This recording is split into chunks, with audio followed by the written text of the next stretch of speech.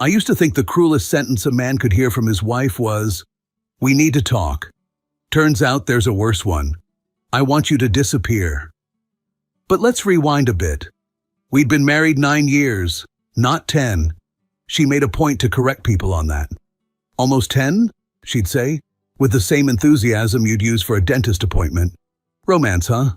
Things between us were lukewarm, like leftover coffee microwaved for the 3rd time.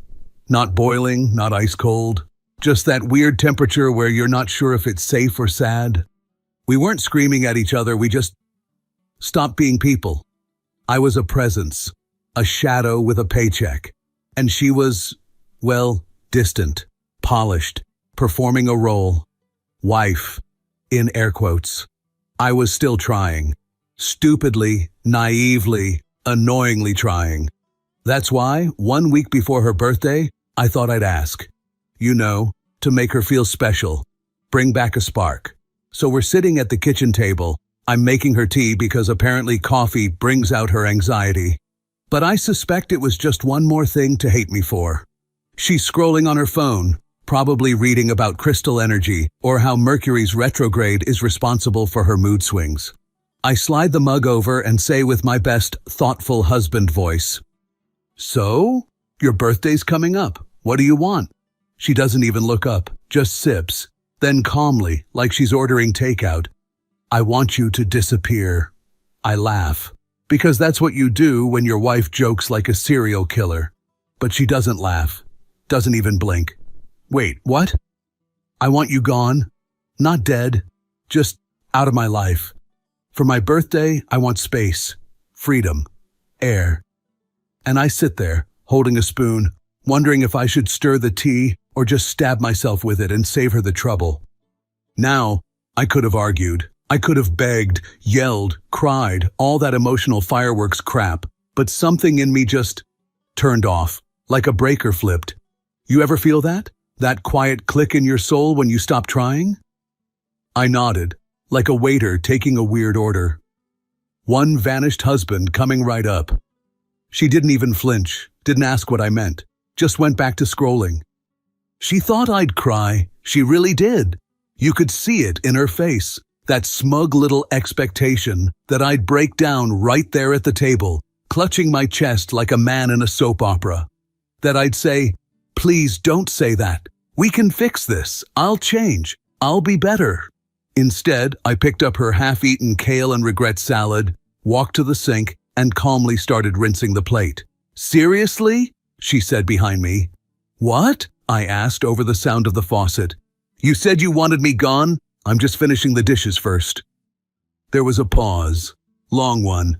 She wasn't used to me not folding. That silence. It felt like I'd slapped her with a silk glove and challenged her to a duel. "You're not going to say anything? No drama? No fight? Oh, you want drama? I can throw a cucumber at the wall if you'd like. Really drive the moment home?" She blinked. That threw her off. I could tell.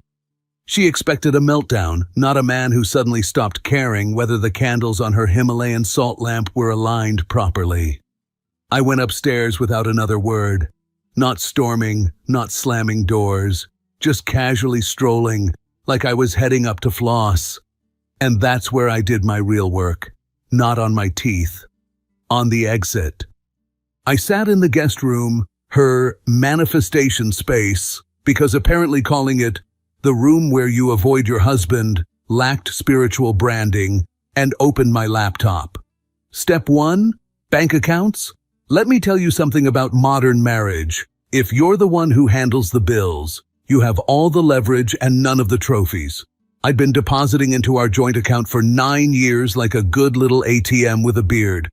But I also had a quiet little savings account in my name only because I believe in miracles. And in backups. Transferred half the joint funds with a few clicks. Enough to be fair, but also enough to say, I'm not the one who's going to end up crowdfunding their midlife crisis. Step 2, the apartment. Here's a fun fact. Only my name was on the lease. I was the sole renter. I furnished it, paid every utility, and even bought the stupid oversized rug she insisted on. The one that tied the room together, but mostly just tripped me twice a week. She never bothered to notice who actually signed the checks. She just assumed things worked because she set the energy right. The energy of my credit card. Step 3. Lawyer. I had the name of a guy a friend recommended, just in case. Back then, I thought he was being cynical. Now, the man was a prophet. I shot him an email. Hi, quick question. What's the legal process for granting someone the birthday wish of never seeing my face again? I hit send and closed the laptop. Then I slept. And I don't mean tossing and turning while staring at the ceiling and thinking about what went wrong. I mean slept. The next morning I made pancakes, from scratch, with blueberries. Not because she liked them, she didn't. She said gluten made her spirit heavy, whatever the hell that means. I made them for me, because I deserved pancakes, and because eating carbs in defiance of passive aggression is the most satisfying rebellion known to man. She walked into the kitchen, hair in a towel, sipping her overpriced almond milk, whatever. Froze mid-step. "You're still here?" I smiled, calm, collected, dangerous. "Of course. You said you wanted me gone for your birthday, right? That's in 6 days. I'm just a man of my word. I don't rush gifts." She stared at me like I'd just started speaking Latin. "You're seriously going to hang around until then? Like nothing happened?" "Oh, no, not like nothing happened. Like everything happened. I'm just savoring it." She tried to come up with something sharp to say, but all that came out was a huff and a muttered emotional stuntedness before she grabbed her yoga mat and left. Me? I had 6 days to plan the most elegant disappearing act this side of Houdini. She wanted space. She was about to get a void so wide, even her ego couldn't fill it. And she was going to regret asking for freedom without reading the fine print. Let me tell you something about being told to disappear. It's not an insult. It's an opportunity. For 6 days, I lived in the house like a polite poltergeist. I cooked, cleaned, paid bills, answered work emails, watered her plants, which were dying anyway, despite her saying they liked being neglected. But emotionally, I was already on a beach somewhere, drinking piña coladas with peace of mind and self-respect. Meanwhile, she pranced around like I'd become a ghost in my own home, closing her laptop when I walked in, humming with suspicious energy, smiling at her phone like it just confessed its love. I didn't ask questions. I didn't dig. Until the universe handed me a shovel. It was Tuesday morning. I was walking past the bedroom toward the laundry room when I heard her voice. Loud. Too loud. She was on a call. Speakerphone. With her best friend Kayla, aka High Priestess of Bad Advice. I wasn't eavesdropping. That implies intention. I was walking. The walls are thin, not my fault. Kayla's voice came through clearly, nasal and theatrical as always. "Well, I just hope he doesn't find out about your yoga classes." I froze mid-step. Yoga? She goes to the gym. A specific one. 3 times a week. At hours that always conveniently overlapped with my late meetings. My stomach twisted, not in shock, more like confirmation. You know that moment when the puzzle pieces click into place and suddenly the picture is a dumpster fire? Yeah, that. My wife laughed. Relax. He doesn't notice anything unless it's on fire or on sale. I stood there, silent, holding a towel and a marriage I was done folding. That night, I did something I swore I'd never do. I checked her laptop. I didn't snoop. I scanned, quickly, calmly, like I was sorting receipts before tax season. And there it was, a chat thread, marked K because nothing says innocent like a damn kiss emoji. He's just there, like furniture with a beard. Don't feel bad. You've outgrown him. After your birthday, it's just us, finally. No nudes, no declarations of eternal lust, just something worse. Intimacy, emotional, deliberate, rehearsed. She didn't just fall for someone. She planned the landing. So yeah, I sat down, took a deep breath, and opened my laptop. Not to write an angry email, to prepare my exit, quietly, precisely, permanently. First, the bank accounts. Half of everything, not a penny more. I may be a gentleman, but I'm not a moron. Second, the apartment. Only my name on the lease, only my name on the Wi-Fi. She never paid attention to that. But she'd soon learn that Netflix doesn't stream Betrayal for free. Third, the movers. 8 a.m. sharp, 2 guys, 1 truck, 1 glorious tagline. We move fast so you can move on. I booked a storage unit. Found a new place. Clean, quiet, 0 sage or lava rock bracelets in sight. And then came the gift box. Black, matte, classy. Inside, 1 neatly stacked bundle of divorce papers. Filed, signed, stamped, with a yellow sticky note that read, "You said you wanted freedom." Consider it granted, legally, emotionally, and completely. No metaphors, just paper, ink, and closure. The night before her birthday, she was on the couch, texting with her yoga classes. I walked into the kitchen, set the box down gently. "Happy birthday," I said. She looked up, confused. "What is this?" "Your wish. Delivered early. Don't open it until morning." And just like that, Operation Disappearance was complete. You ever watch one of those scenes where a person opens a gift box and finds something they weren't ready for? A ring? A love letter? Or, if you're really lucky, a legal notice. Now imagine that box contains divorce papers, filed, signed, neatly clipped, with a sticky note that says, "You said you wanted freedom." Consider it granted, legally, emotionally, and completely. That's what I left on the kitchen counter the morning of her birthday. But let's rewind just a few hours. I woke up at 5:30 a.m., not because I had to, because I wanted to be gone before she opened her eyes. There's a kind of peace in early morning silence. No fake smiles, no hollow good mornings, just birds, empty streets, and the click of boxes being taped shut. The movers arrived at 6:45. 2 guys, tattoos, energy drinks, 0 questions. Professionals. They packed with surgical precision. By 8:15, the apartment looked like the set of a breakup-themed IKEA commercial. Empty walls, bare counters. 1 lonely yoga mat still rolled up like a forgotten tortilla. I took one last walk through. The framed photo of us in Mexico? Gone? The stupid ceramic owl she bought at that overpriced spiritual market? Left it. That thing always creeped me out. Everything that mattered to me was already out the door. And then came the final touch. I took the black matte gift box and placed it dead center on the kitchen island. Nothing else. No perfume-sprayed letter. No emotional mess. Just law, logic, and a whole lot of closure.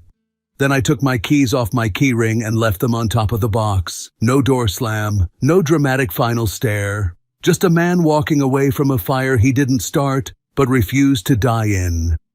At 9:12 a.m., my phone buzzed, straight to voicemail. 30 seconds later, a text. "Is this some kind of joke?" I smiled. 30 minutes later, another one. "What am I supposed to do with this?" Oh, the irony. The woman who asked me to disappear was now demanding instructions for how to live without me. Then came the more frantic ones. "We were just in a rough patch." "You're seriously doing this? On my birthday? You're making this about you." Wow. Really mature. Yeah, super mature. I filed legal documents instead of flipping the table. That's called growth. She expected a tantrum, a confrontation. She thought I'd spiral. Instead, I evolved. I didn't reply. I turned off the phone, tossed it in the glove box, and kept driving. The highway stretched ahead like a giant reset button. I blasted music. Windows down, heart light. That afternoon, I got myself a real birthday lunch. Steak, whiskey, silence. No kale, no candles, no guests with names like Moonbeam or Raincloud. Just me and a well-cooked reminder that peace tastes better than resentment. Later that evening, I posted one photo on my socials. A sunset over the city skyline. No face, no caption, just 3 words. Gone. As requested. No hashtags, no pity. Just a quiet statement of completed service. And apparently, that's what broke her. Because the next morning, she showed up. In person. At my new place. Wearing the same face she used when she didn't get her order right at a restaurant. A mix of disbelief, entitlement, and mild confusion at how reality works. You know what happens when a woman like her doesn't get the reaction she wants? She doesn't reflect. She doesn't question. She builds a sympathy task force and sends it into battle. That night, her birthday night, the one where I granted her wish to disappear, I was sitting on the couch in my new place, legs kicked up, bourbon in hand, watching a movie with no emotional value whatsoever. Explosions, car chases, testosterone, the kind of film she used to call visual junk food. I was exactly where I wanted to be, in a place with no mood lighting, no incense, and no one asking me to talk about my vibrations.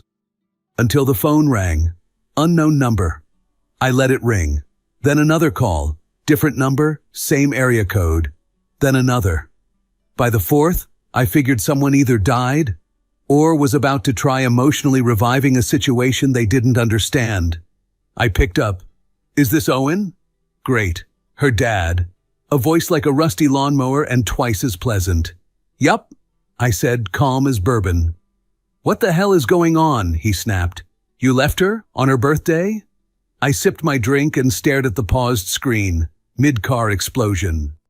She told me she wanted me to disappear, so I did. Pretty efficient gift, wouldn't you say? Don't get smart with me, son. She's devastated. She's crying. Says you blindsided her with divorce papers and vanished. Ah, so she skipped the part where she asked for this. How very convenient. He made some noise that sounded like a dying bulldog and hung up. 10 minutes later, the phone rang again. Her mother. Her voice was softer, but twice as passive-aggressive. Sweetheart, I know things haven't been perfect, but on her birthday? The irony's not lost on me. She said you humiliated her, that you made a public show of it. Public? Ma'am, I left a sealed box and quietly exited the building. That's not humiliation, that's customer service. She's saying you left her with nothing. She's got the apartment and the owl statue, and I presume the guy from yoga class. So, not nothing. Silence. You could almost hear the gears grinding behind her eyes. I think you two should talk. Oh, we did. She said she wanted freedom. I gave it to her. It's not my fault she didn't read the fine print. Click, another hang-up. They love their dramatic exits, that family. But they weren't done. Within the next hour, I got a call from her cousin Lindsay, who once tried to sell me essential oils at a funeral. A message from a mutual friend who hadn't spoken to me in 2 years but suddenly had concerns about my emotional maturity. And a voicemail from Kayla, yes, the same Kayla whose voice I heard through the bedroom speakerphone. Her voicemail started with, "Okay, look, I'm not picking sides, but..." Which of course means she absolutely was. "You could have handled this more respectfully," she said. "You didn't have to be cruel." Cruel, not cheating, not lying, not stringing someone along while planning an escape. Cruel for honoring her request. By 11 p.m. I turned off my phone, tossed it in the kitchen drawer, and poured another drink. The silence in my apartment was beautiful. Not just lack of sound, but the total absence of tension. No staged sighs, no judgmental looks, no spiritual posturing wrapped around emotional neglect. Just me, a drink, and a new beginning. You know what struck me most? None of them, not one of them, asked why I left. They didn't ask what she did. Didn't ask if there was another side to the story. Because the moment someone cries first, they win the narrative, and she had the head start. But that's fine. Let her run with it. I had no interest in chasing public opinion. I wasn't playing for the crowd. I was playing for my peace. The next morning, I woke up at 7 a.m. without an alarm for the first time in years. No cold shoulder next to me, no guilt, No silence filled with loaded meaning. I made coffee. Real coffee. Not that gluten-free mushroom powder she claimed helped align her frequency. I sat down, took a deep breath, and for the first time in months, I smiled without needing permission. I was 3 days into my new life when the knock came. It was a quiet Saturday. I had the windows open, music low, fresh coffee brewing. There was a breeze, a real one. Not the metaphorical kind that gets mentioned in self-help books, an actual breeze with birds and light and the subtle scent of not being lied to. And then, knock, knock, knock. I opened the door, expecting a neighbor, a package, or maybe karma disguised as a Jehovah's Witness. Instead, her, wearing jeans, no makeup, and an expression she hadn't worn in years. Something between confused, defensive, and "you can't do this to me" rage. "Can we talk?" she asked, like this was just a casual run-in at the grocery store. "How did you find me?" I asked, still holding the door. She looked slightly embarrassed. "Trey told me." "Ah, Trey, one of my so-called friends, the kind of guy who doesn't want to get involved and then immediately gets involved." I should have known better than to tell him where I'd moved. I guess he thought he was playing peacekeeper, or maybe he just liked drama more than I realized. "He said you were okay." I needed to see it for myself. I raised an eyebrow. "You mean you needed to see if I'd completely fallen apart?" She didn't deny it. "Look," she started. "I know how it sounded. What I said, but I didn't mean it like that." I leaned against the doorframe, calm, detached. "You mean the part where you said you wanted me to disappear? Or the part where you were planning your post-birthday life with a guy who thinks I'm a piece of furniture?" She winced. "I was venting. Kayla twists things." "I heard you myself. Remember? Speakerphone, laundry room. You were very clear." She bit her lip. Classic move when she knew she had nothing. "I was overwhelmed. You were always so detached." I nodded. I was detached because every time I tried to connect, I got told I was too much, too quiet, too loud, too this. Not enough that. I never said, "You didn't have to," you just sighed. Every day. For years she looked around my apartment, like maybe it would give her clues about how to win this conversation. "So, this is where you live now?" "Yep." "Peaceful, huh? No crystals, no sage smoke, no judgment. It's cold." "It's quiet. That's what cold people call peace." She crossed her arms, defensive now. "So that's it? You're just done? You made the decision, I just printed it on paper. You blindsided me. I gift-wrapped it." She went quiet for a moment. I could tell she didn't expect me to be this calm. She expected anger, begging, a tearful, "We can still fix this." Instead, she got a man who'd already buried the relationship and built a patio over the grave. "I never thought you'd actually go through with it," she admitted. "Yeah, funny thing about men like me. We're slow to leave, but once we do, you won't find us standing at the door." She tried again, softer now. "We were together 9 years. 8 years and 11 months. You always made sure to correct people." "Owen." "No," I said, cutting her off. "You said you wanted space, now you have a galaxy." There was a silence, heavy but not sad. She knew. This wasn't a performance. This wasn't a threat. This was done. She looked at me for another long second, then turned to leave. No tears, no hug, just a defeated walk to her car. She didn't look back, and I didn't shut the door until she drove off. Not for her, for me. That night, I slept better than I had in years. And in the morning I made breakfast and played music. And smiled. Because there's something beautiful about silence when you've earned it. A few weeks later, I got invited to a backyard barbecue. Trey's house, ironically, the same friend who leaked my location like a broken faucet. I almost said no. I didn't feel like pretending to like lukewarm beer and small talk about crypto. But then I thought, why not? Let's test this new version of me in the wild. See if he plays well with others. So I went. It was the usual crowd. Guys who talk too loud about nothing, women who bring store-bought salad in a mason jar and call it homemade, and one guy in flip-flops with strong opinions about charcoal. I grabbed a beer, leaned against the deck railing, and exhaled. I wasn't anxious. I wasn't scanning the crowd for judgment. I wasn't wondering if my partner was going to whisper something cutting in my ear. I was just there, present, untethered, free in the most boring, beautiful way. Somewhere between the burgers and Trey's weird grilled pineapple experiment, someone brought her up. Not in a dramatic way, just a harmless, slightly drunk curiosity. Hey, Owen, whatever happened with, her? I took a sip of beer, looked out at the sky. It was the kind of sunset that makes you feel like the universe is winking at you. Oh, I said casually. She asked for a birthday gift. They leaned in. Yeah? She wanted me to disappear. Pause. So I did. A few chuckled. One guy did a slow nod like I'd just handed him a new philosophy. Damn, someone muttered. Cold. Nah, I said, smiling. She wanted freedom.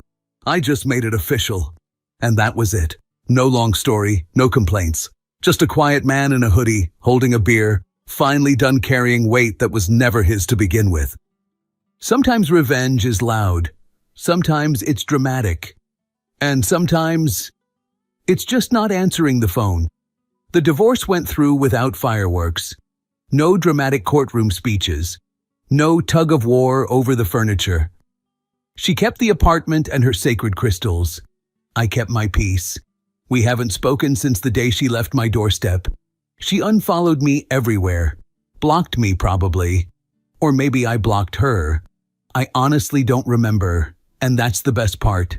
Life's quieter now. Coffee tastes better. Music hits harder. Silence no longer feels like punishment.